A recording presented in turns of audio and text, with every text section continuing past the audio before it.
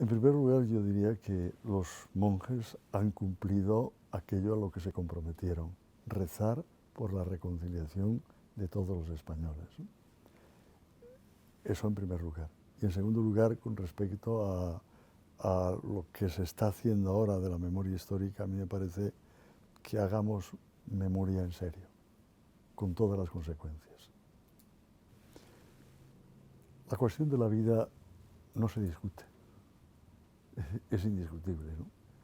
Por lo menos para mí. Es decir, yo afirmo la vida, defiendo la vida, y por supuesto no se me ocurre estar defendiendo la muerte. Desde que se inicia la vida hasta que Dios nos llama, hay que defender esa vida, que no es mía, es un regalo de Dios.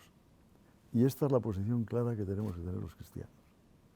Y naturalmente hay que ayudar a todas esas asociaciones, yo diría que nazcan desde el germen mismo del Evangelio. No son asociaciones ideologizadas del tipo que fuere. Yo defiendo aquellas asociaciones que nacen en el seno de la Iglesia y que se hacen convencidas que el dueño de la vida es Dios y que no hay más dueño de la vida que Dios. Y que por tanto, desde el inicio de la vida hasta la muerte, quien me lo da todo es Dios mismo. Es verdad que en una sociedad, como decía antes, que ha arrinconado a Dios, a veces parece que los dueños somos nosotros, ¿no? Tú no eres dueño de nada. Hace falta pensar muy poco para descubrir que no somos dueños nosotros de algo tan importante como es la vida. Defensores de la vida ha sido siempre, bueno, el primero de todos ellos fue nuestro Señor, que cuando veía alguna situación en que peligraba la vida, él daba las soluciones oportunas, ¿no? Y nos ha enseñado a los discípulos suyos y a la Iglesia entera que tenemos que ser defensores de algo que no es nuestro, sino que es de Dios. Hay que poner todas las medidas para salvaguardar la vida. O sea, ojalá tengamos los cuidados paliativos que son necesarios, ¿no? Lo más fácil es matar, pero es lo menos humano. Yo no ya digo cristiano, que por supuesto no lo es, sino lo que no es humano es eliminar las vidas. Ahora, hacer todo lo posible para cuidar la vida, aun cuando está en un momento pues difícil, ¿no? Esto es fundamental y ahí es donde tenemos que trabajar. ¿Por qué no ponemos todos los medios que tenemos para hacer eso? Lo más fácil es quitar la goma que nos sostiene y morir, ¿no? Y dejar morir. Pero no estamos en la vida para dejar morir. El Señor nos ha puesto en este mundo para hacer vivir a los demás. Y en ese sentido los cuidados paliativos son fundamentales. Pero hace falta que recemos bien el Padre Nuestro, que a veces no lo rezamos bien. Cuando Jesús nos enseña y salió de sus labios esta oración, nos habla de un Dios que es Padre de todos los hombres. Algunos no lo saben, no se han enterado de que tienen un Padre. Y otros lo han convertido a veces en una ideología y en una fuerza. Pero los cristianos, los discípulos de Cristo, sabemos que tenemos un Dios que es Padre. Y que si es Padre, todos los hombres que tengo a mi alrededor son hermanos míos. Y que yo en mi vida tengo que construir esta fraternidad. Y es necesario y es urgente además también. Y eso me lleva a establecer un diálogo también con todos los hombres y con otras religiones también, a establecer sin perder mi identidad. Porque además no se pierde la identidad cuando tú vas buscando dar la mano, haciendo el bien, buscar la verdad, defendiendo la vida, defendiendo el derecho de los más pobres. Tú no pierdes la identidad. El Papa Francisco es un profeta y en Fratelli Tutti nos explica de verdad lo que es el Padre Nuestro. Es más, hay una introducción, hay un capítulo precioso cuando introduce el buen samaritano, ¿no? La parábola del buen samaritano, ¿no? Es decir, que al fin y al cabo esto es lo que ha de ser todo cristiano. Ese hombre que va por la vida y ve tirada gente y se acerca, la mira y no se queda en mirarla, la cura, hace todo lo posible por curarla, por rehabilitarla, por hacerse cargo de ella, por prestar lo que uno tiene hasta la cabalgadura, por llevarla a un lugar donde pueda rehacerse como persona. Yo creo que esta es la gran tarea. Y esto, cuando los cristianos sabemos hacer esto, no hay miedo a nada, ¿no?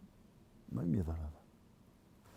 Naturalmente que los laicos tienen que asumir lo que ya el Concilio Vaticano II nos dice, ¿no? Y que a veces se tarda, ¿no? Es verdad que se han incorporado mucho más, ¿no? Pero a tareas de responsabilidad de la Iglesia a veces no se han incorporado. Veamos las estructuras que tenemos en las iglesias diocesanas, a ver cuántos laicos tenemos metidos en esas estructuras con responsabilidades determinadas, ¿no? Que un delegado sea un laico del tipo que fuere, ¿no? Por supuesto, de familia, de educación, de enseñanza, de medios de comunicación social, de lo que fuere, ¿no? A mí me parece que eso es tendría que ser normal en la vida de la Iglesia. Y eso nos pertenece a nosotros los obispos, somos los que tenemos que hacerlo también. No vale solamente, las estructuras se cambian, pero dando pasos determinados, ¿eh? En esa misma medida a mí pienso que la voz de los laicos es importante escucharla, ¿eh? Es fundamental, ¿eh? No somos un coro de clérigos los que gobernamos la Iglesia. Yo creo que hay que ir dando pasos, pero no poco a poco, sino hay pasos que hay que darlos con determinación, ¿eh? ¿Por qué? Porque eso es lo que hace posible una Iglesia en la que caminamos juntos como pueblo de Dios, una Iglesia en la que es verdad que ese pueblo hay responsabilidades distintas, pero todos somos responsables en el caminar de esa Iglesia, ¿no? Fijaos que hay una tendencia hoy que a mí me parece que es grave, ¿eh? Es ideologizar la fe. El que ideologiza la fe ve enemigos también incluso dentro de la Iglesia por todos los sitios y rompe la comunión. Y romper la comunión es de los problemas más graves que pueden existir en este caminar, en esta sinodalidad. El que es clave en el pueblo de Dios es Jesucristo. Y uno